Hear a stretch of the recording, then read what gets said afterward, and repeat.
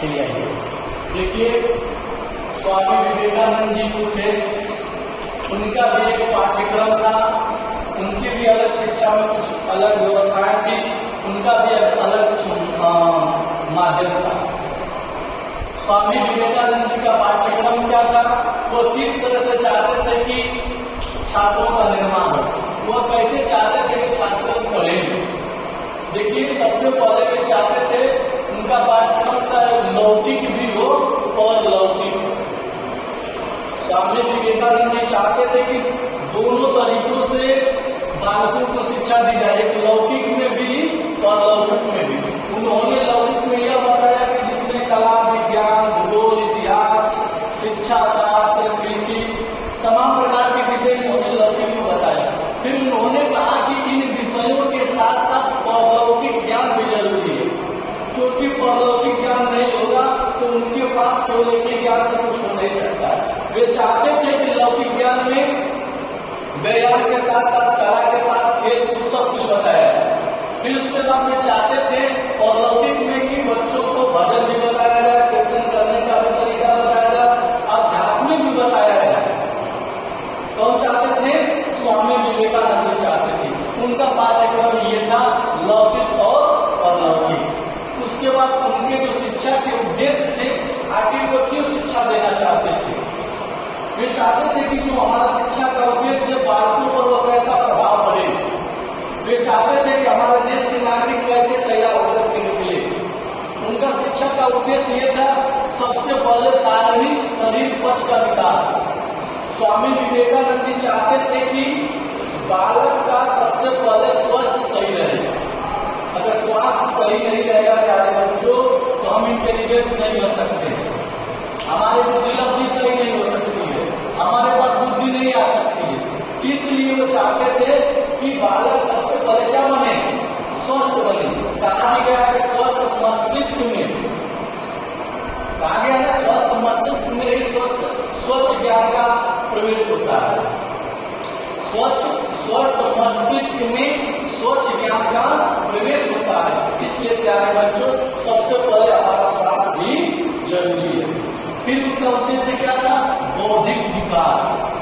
बौद्धिक का मतलब छात्र तर्क करें, छात्र प्रश्न करें, छात्र आपस में सार्थक बहस करें, छात्र एक दूसरे से प्रश्न करके उस पर तर्क करें।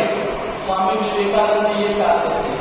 वे नहीं चाहते थे कि शिक्षकों द्वारा कोई शिक्षा थोप दी जाए।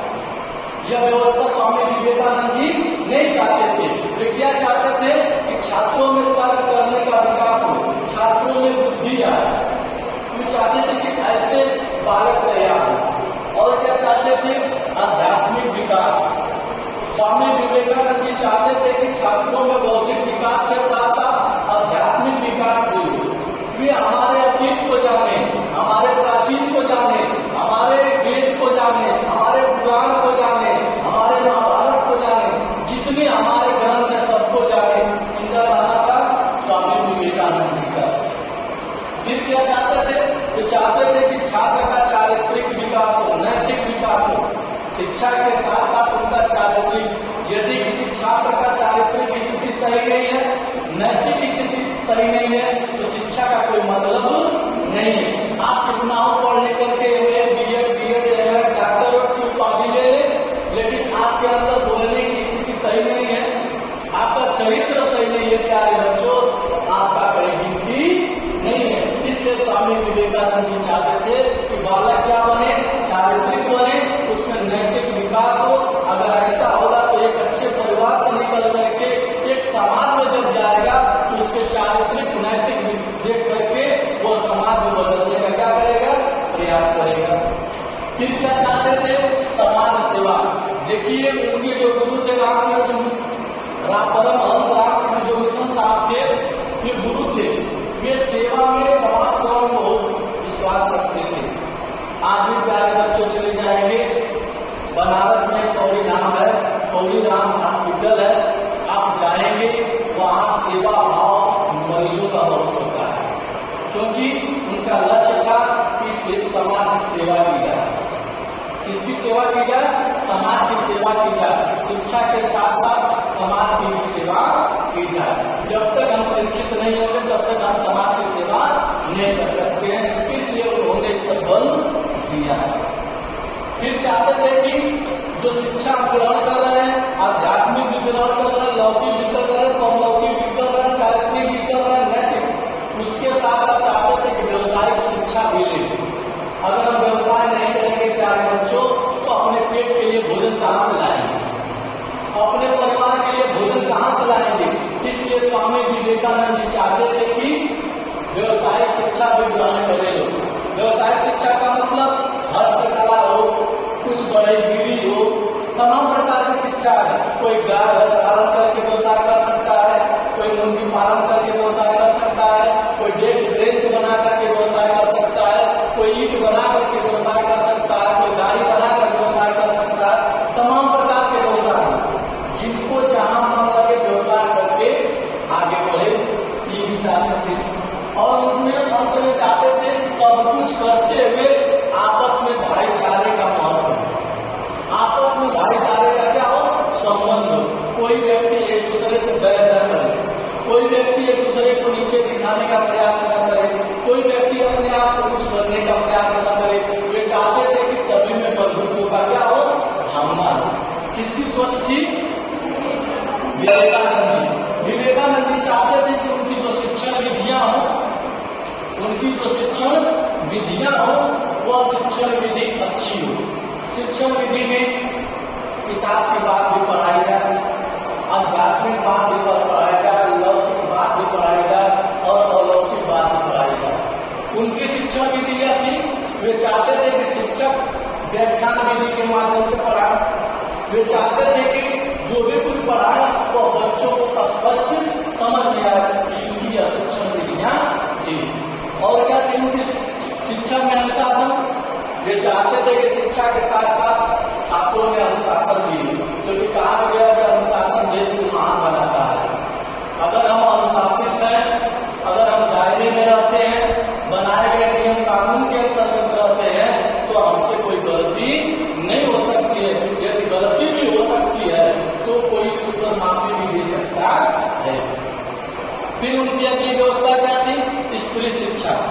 देखिए, जब हमारा देश अंग्रेजों का गुलाम था, जब हम अंग्रेजों की पराधीनता स्वीकार किए थे, जब अंग्रेजों के अंतर्गत रहते थे, उस समय प्यारे बच्चों हमारे महिलाओं की स्थिति बड़ी दयनीय थी। महिलाओं को शिक्षा का अधिकार नहीं था, महिलाओं को बाहर निकलने का अधिकार नहीं था, महिलाओं को चेहरा दिखाने का अधिकार नहीं था। तमाम प्रकार की बेड़ियों में हमारे देश की महिलाएं जकड़ी हुई थी। अम्बेडकर जी स्वामी विवेकानंद जी चाहते थे कि महिलाएं जिस दिन शिक्षित हो जाएंगी उस दिन सारे इन जंजालों से बाहर निकल आएंगी।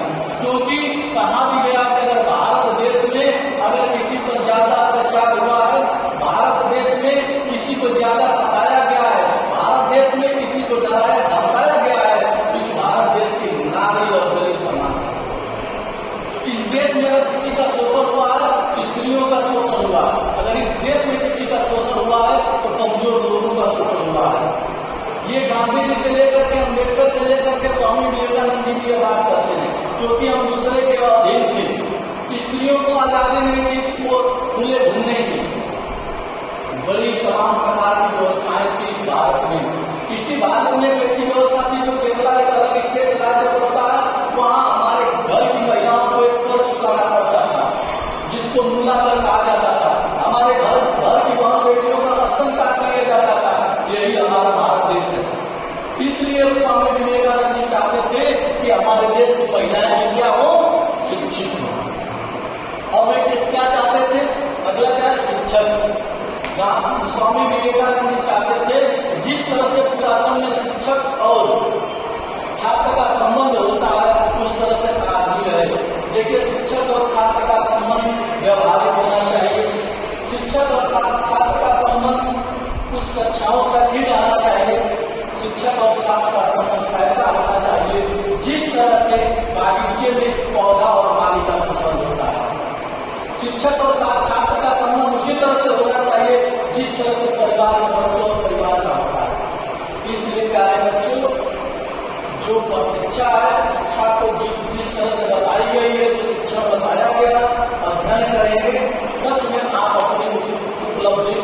करेंगे जिस उपलब्धि को घर